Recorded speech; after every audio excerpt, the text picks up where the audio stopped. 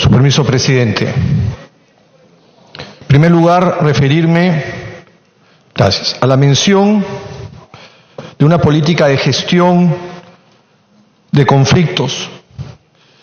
Nosotros estamos trabajando basado en una política y lineamientos más direccionado a lo que es prevención y gestión de conflictos. Esto es un tema muy relevante porque nos da las pautas de cómo atender con distintas iniciativas en nuestro país el desarrollo de la minería. Se ha mencionado esta necesidad de hacer una actualización de la ley de minería. Este debe ser uno de los temas, por ejemplo, que debieran ser incluidos en esa ley como un texto integral que pueda atender los distintos desafíos que hoy nos trae esta actividad. Y adelanto, porque hay otros temas que se han comentado, como por ejemplo, por qué se otorgó una licencia de construcción, por ejemplo, a una empresa que había sido reiteradamente multada o cuestionada por temas ambientales, o por qué se otorgó una licencia de construcción cuando no existe un consenso social para el desarrollo de la actividad. Bueno, esos son desafíos que nos plantea una nueva ley de minería que tiene que ser equilibrada, sin duda, porque nuestro país necesita estas inversiones para poder generar los recursos que permitan atender necesidades de mejora y bienestar en las distintas regiones de nuestro país.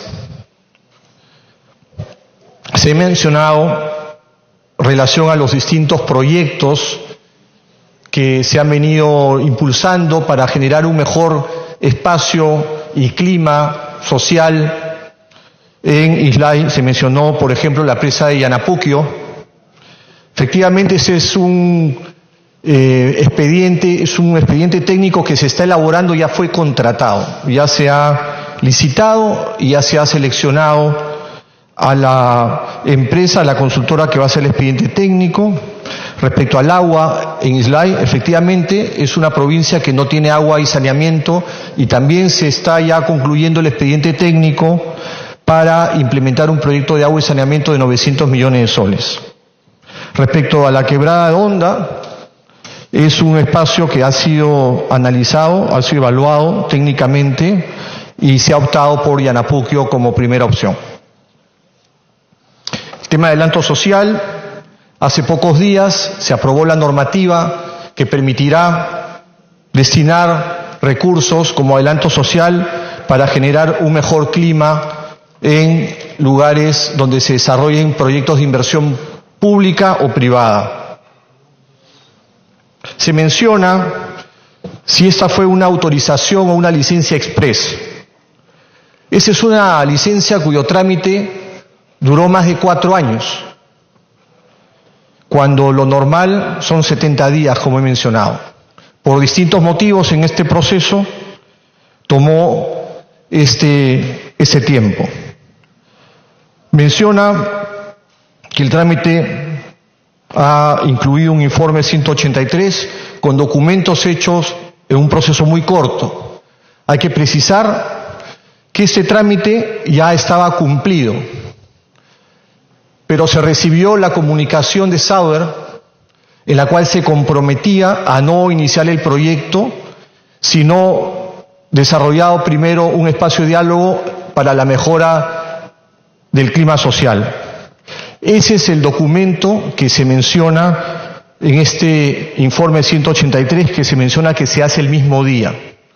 Ese documento se presenta un día viernes muy tarde y entra al CITRADOC, que es trámite documentario del Ministerio de Energía y Minas, y se precisa, con este informe de gestión social, se opina sobre este documento. Y ese trámite que se sigue ese día, que es el día que se otorga la licencia. Entonces, no es un documento que haya cambiado el sentido de la licencia. Al contrario, es un documento, al recibir esta comunicación de Sauer, que refuerza el tema social que permitiría trabajar en este marco del consenso.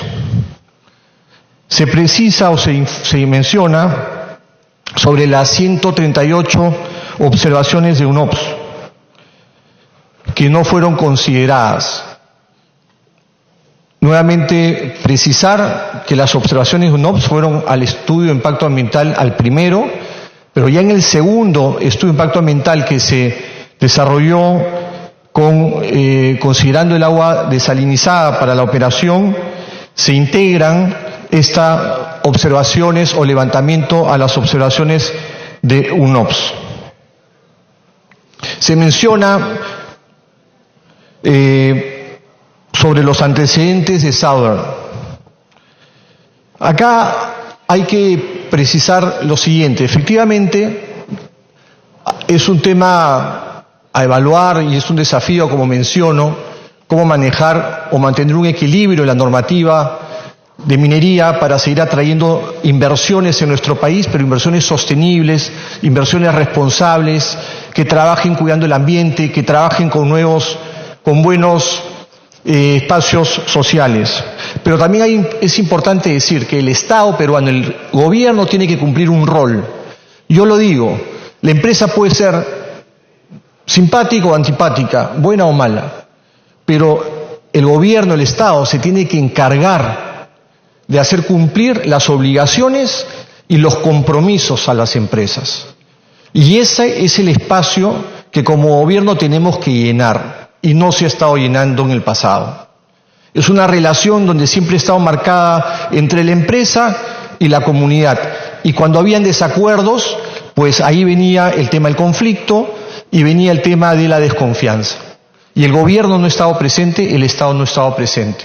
Por eso que como gestión en el Ministerio de Energía y Minas, lo que hemos hecho es llevar una labor descentralizada del Ministerio a las zonas mineroenergéticas para estar presente en esos espacios y poder informar a las partes y poder cumplir un rol que le dé la garantía a la población y a los actores sociales y autoridades locales a que el gobierno exige el cumplimiento de las obligaciones y los compromisos. Por eso es que lo que esperamos que en algún momento la comunidad gane confianza con el Estado y que permita eso, dar paso a inversiones en minería con más sostenibilidad.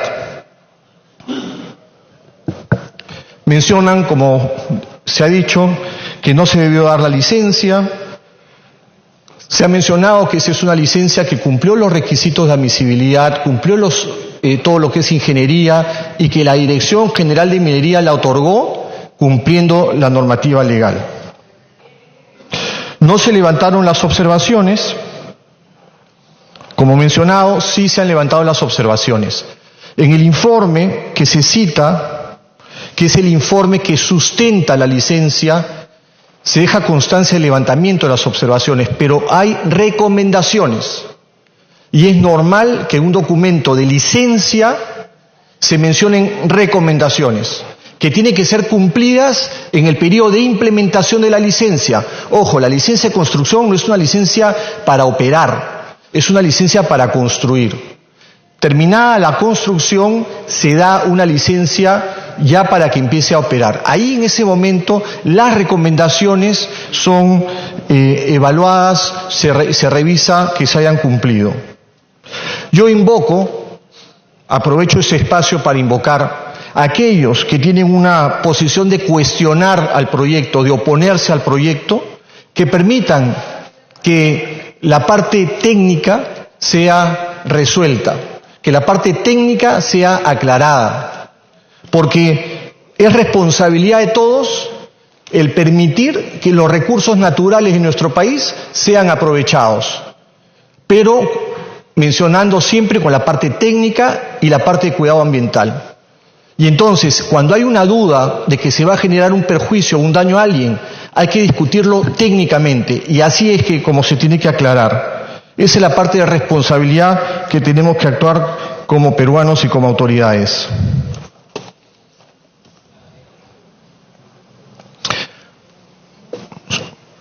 quiero destacar que la posición del gobierno es promover e impulsar inversiones en el país, incluyendo la minería, pero con responsabilidad y cuidado ambiental, promoviendo espacios de diálogo y armonía social. Esa es la posición del gobierno, la que ha sido, la que es hoy día y la que seguirá. La suspensión de la licencia que ha sido dictada por el Consejo de Minería tiene un sustento legal y es en ese sustento legal como el Consejo ha tomado esa decisión. Son 5 vocales que votan de manera técnica y autónoma. Y no se ha pronunciado sobre el fondo del asunto. No ha revocado la licencia y no la ha cancelado. Es una decisión que toma el Consejo en base a la coyuntura sociopolítica que se estaba dando en el momento en que tomó la decisión, en relación a la situación de la región Arequipa.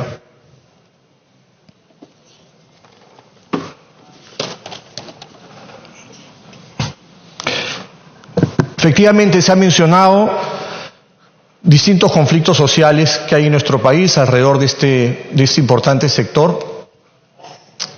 Creo que el tema de la ley nuevamente va a ser importante. Se han mencionado los beneficios, cómo pueden llegar más beneficios. Nosotros decimos que la minería es positiva, pero los ciudadanos que viven alrededor de la minería no necesariamente sienten eso. Y ahí es donde tenemos que trabajar mejorando para que esos recursos que genera la minería lleguen efectivamente y generen bienestar a esas poblaciones. Pero ese es un camino que hay que recorrer. Pero también hay que decir que este es un gobierno que ha priorizado el diálogo en la solución de los conflictos. Y hemos estado participando como Ministerio de Energía y Minas de manera transversal con distintos ministros y ministras en encauzar esta conflictividad. Hemos trabajado muy duro con la conflictividad que se generó en el proyecto de Las Bambas. Hoy día es un conflicto que siempre tiene sus altibajos, pero es un conflicto que está encauzado. Acabamos de estar hace unos días en Cotabambas, avanzando en las mesas de trabajo que han sido constituidas.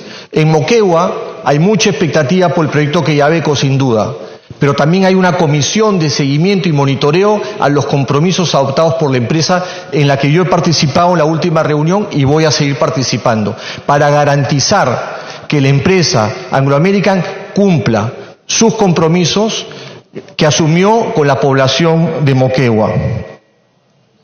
Y puedo seguir mencionando, también hemos estado en Yayimayo, en Puno, haciéndonos cargo de un conflicto que se generó con una mina Arazi, que estuvo contaminando durante años, pero que OEFA ha paralizado. Entonces, así como aplicamos la ley para dar una licencia, también aplicamos la ley para paralizar aquellas operaciones que no cumplen con sus obligaciones legales. En Cusco también hemos estado avanzando en lo que es el sistema integrado de gas, que está sustituyendo a lo que fue el gasoducto al sur.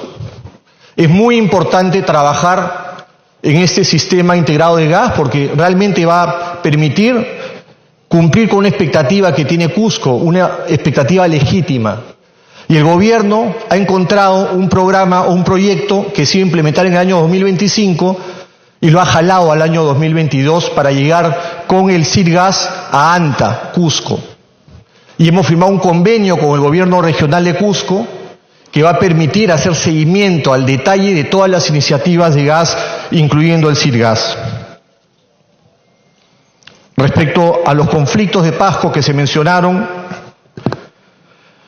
hemos venido participando como Ministerio de Energía y Minas en estos conflictos y se ha acompañado en la solución de algunos de ellos.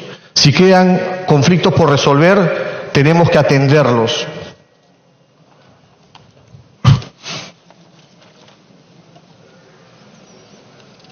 No podemos generalizar el conflicto que tenemos por el proyecto Tía María con el resto de la minería en el Perú. Si bien es cierto, hay conflictos, estamos avanzando en resolverlos.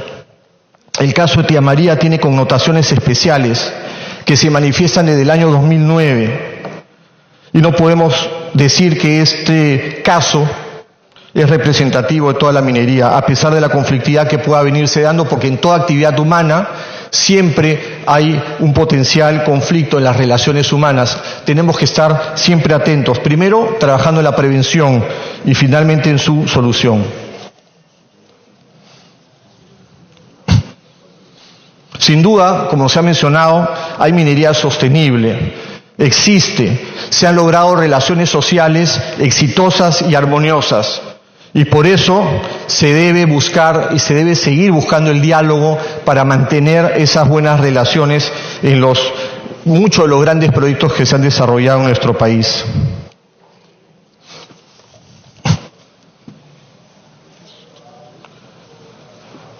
En relación a algunas de las características del proyecto de Sauder de Tía María, en su segundo estudio de impacto ambiental, se pone en cuestionamiento si efectivamente el proyecto va a usar agua de mar. Todo el proyecto, todo el estudio de impacto ambiental está orientado a usar agua de mar. No va a ser factible, no va a ser posible que esa empresa, en caso se desarrollase el proyecto, pueda usar agua que no sea agua desalinizada. Y para eso, evidentemente, hay labores de fiscalización desde la construcción del proyecto, que debe tener una planta desalinizadora para poder ejercer actividades.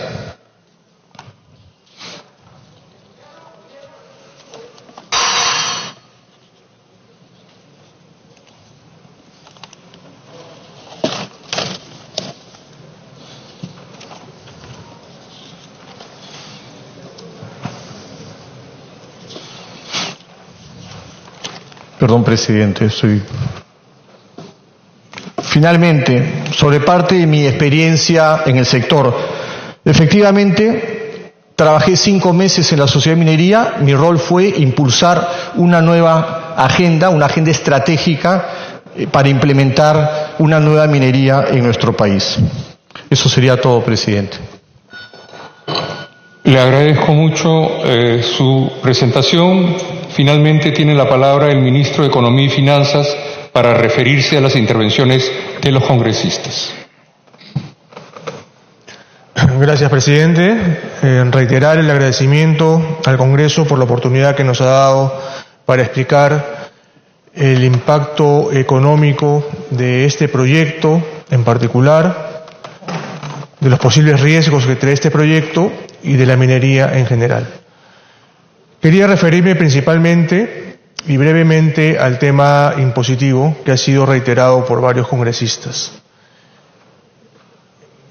Las contribuciones que hace el sector minero al fisco son más de 3, son 5 o 6.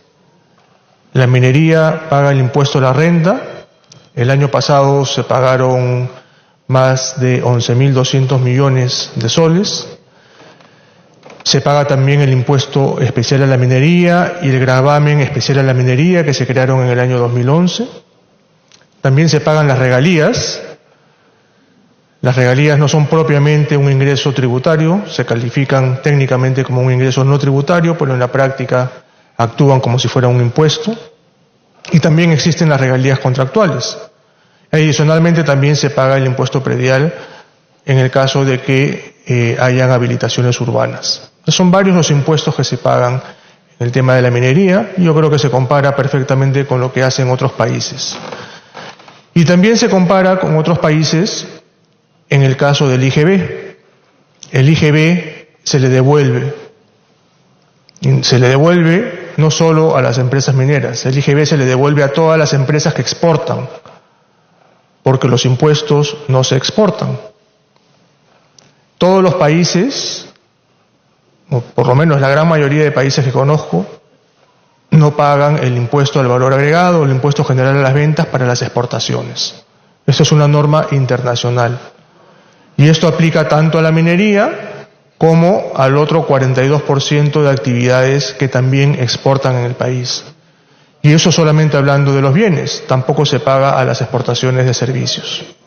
Entonces, esto, como repito, es una práctica internacional y esto lo que hace es que las exportaciones no pierdan competitividad. Entonces, en ese sentido, yo creo que es importante que se tenga este aspecto de manera muy clara. Las cifras exactas las publica mensualmente la SUNAT. El año pasado, repito, en temas de impuestos y regalías se pagó más de 11.200 millones de soles. Las devoluciones por el IGB fueron de aproximadamente 2.500 millones de soles. Y esto es una devolución, ¿por qué? Porque la empresa minera paga el IGB al momento de hacer la compra y después se le devuelve. No es típicamente una exoneración directa o una inafectación. Es una devolución que se le hace porque precisamente se está exportando. Y repito, ningún país grava con el impuesto general a las ventas a sus exportaciones. Entonces, en ese sentido quería aclarar ese tema. Sobre otra pregunta que se hizo sobre posible costo de un arbitraje, yo creo que estamos muy lejos de un arbitraje en este momento. Como ha explicado ya el ministro de Energía y Minas, no se ha cancelado esta licencia, lo que se ha hecho es suspendido hasta que el Consejo de Minería tome una decisión final que tomará un máximo de 120 días. Entonces, en este momento no podríamos estar hablando de ningún tipo de arbitraje, habrá que esperar lo que dice el Consejo de Minería y obviamente lo que siempre vamos a sostener es que la decisión que se tome tiene que estar basada en el marco jurídico que tenemos. Y de eso todos los ministros, el Premier y por supuesto el Presidente vamos a verificar de que la decisión que se tome sea en el marco legal, sea bajo el marco legal vigente. Eso sería, presidente, y reitero el agradecimiento a la representación nacional. Muchas gracias. Muchas gracias, señor ministro. La presidencia y la mesa directiva agradecen las exposiciones de los ministros de Economía y Finanzas y de Energía y Minas y los invitan a abandonar la sala de sesiones en el momento que lo consideren pertinente. Se suspende la sesión por breve término. 11 de la noche con 21 minutos. Acaba de concluir de esta forma la sesión del Pleno del Congreso, donde se ha podido escuchar a los ministros de Economía, Carlos Oliva, y al ministro de Energía y Minas, Francisco Ismodes, quienes han explicado ante el Pleno sobre la suspensión de la licencia de construcción otorgada a Southern Copper Corporation para que ejecute el proyecto Tía María, así como el impacto de las protestas en Arequipa y el país.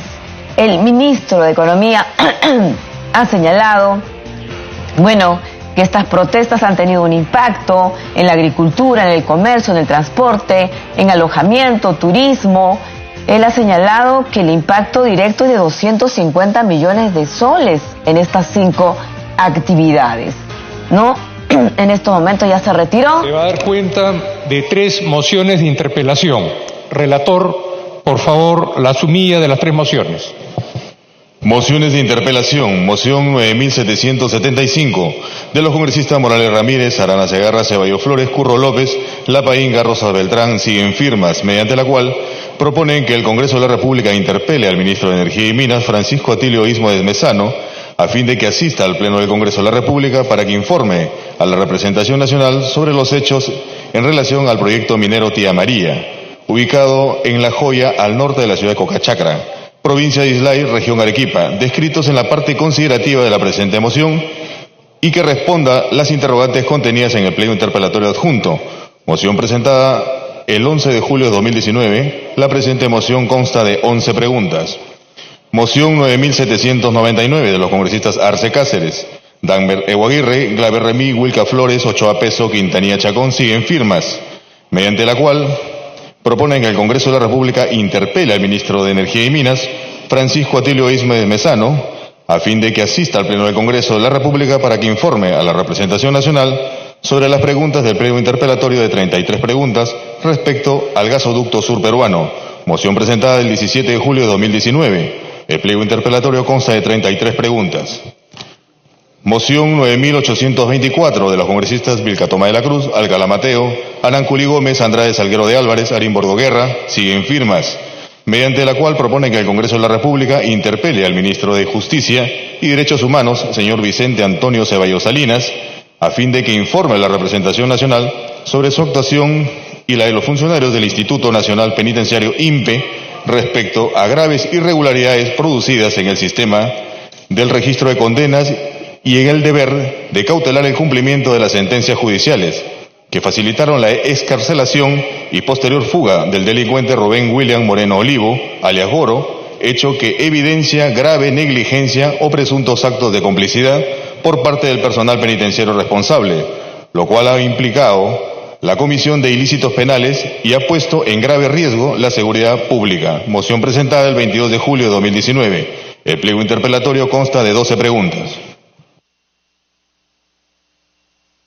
Se va a dar lectura al artículo 131 de la Constitución Política y a los incisos A y B del artículo 83 del Reglamento del Congreso. Constitución Política del Perú, artículo 131. Es obligatoria la concurrencia del Consejo de Ministros o de cualquiera de los ministros cuando el Congreso los llama para interpelarlos. La interpelación se formula por escrito. Debe ser presentada por no menos del 15% del número legal de congresistas. Para su admisión se requiere el voto del tercio del número de representantes hábiles. La votación se efectúa indefectiblemente en la siguiente sesión. El Congreso señala día y hora para que los ministros contesten la interpelación. Esta no puede realizarse ni votarse antes del tercer día de su admisión ni después del 10º. Reglamento del Congreso de la República, artículo 83. Interpelación de los miembros del Consejo de Ministros. El procedimiento de interpelación al Consejo de Ministros, en pleno o a cualquiera de los ministros, se desarrolla de acuerdo con las siguientes reglas. Inciso A. El pedido de interpelación se formula mediante moción de orden del día, firmada por no menos del 15% del número legal de congresistas y acompañada del respectivo pliego interpelatorio. Tiene preferencia en el orden del día y es vista antes que cualquier otra moción pendiente en la agenda. Inciso B. Para la admisión de la moción de interpelación se requiere el voto de por lo menos el tercio de congresistas hábiles. La votación se efectúa indefectiblemente en la siguiente sesión a aquella en que se dio cuenta de la moción. Inciso C. El Pleno del Congreso acuerda día y hora para que los ministros contesten la interpelación, lo que les será comunicado con anticipación acompañando el pliego respectivo. La interpelación no puede realizarse en ningún caso antes del tercer día siguiente a la votación ni después del 10º. Si fuera necesario, se cita para este efecto a una sesión especial. De conformidad con las normas leídas, en la siguiente sesión se consultará la admisión de las 3 mociones de interpelación. Solicitamos la dispensa del trámite de aprobación del acta para ejecutar lo acordado en la presente sesión. Los que estén a favor, sírvanse levantar la mano. Los que estén en contra, los que se abstengan. Aprobado. Se levanta la sesión. Muchas gracias.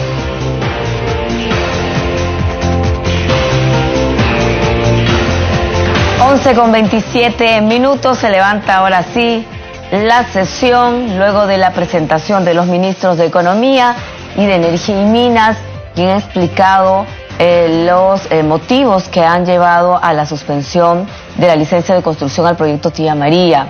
Lo que ha dicho el ministro de Economía es que no se ha cancelado. Lo que se ha hecho es la suspensión y por decisión del Consejo de la Minería por 120 días, ¿no? Y que en ese lapso se va a tomar una decisión. El ministro de Energía y Minas también ha señalado que la suspensión de la licencia tiene un sustento técnico y legal y fue dado por los vocales técnicos del Consejo de Minería. Mañana, les recordamos, mañana también hay primero, tenemos, por cierto, a las 11 de la mañana la Junta de Portavoces. Al mediodía, el Consejo Directivo y a las 4 de la tarde se reanuda la sesión del Pleno del Congreso. Ya se ha dado cuenta de estas mociones de interpelación y mañana se van a someter a votación. Todo el completo resumen de estas actividades, de las intervenciones, por cierto, nosotros las vamos a brindar también en nuestros noticieros en Congreso Central. Conmigo será hasta mañana.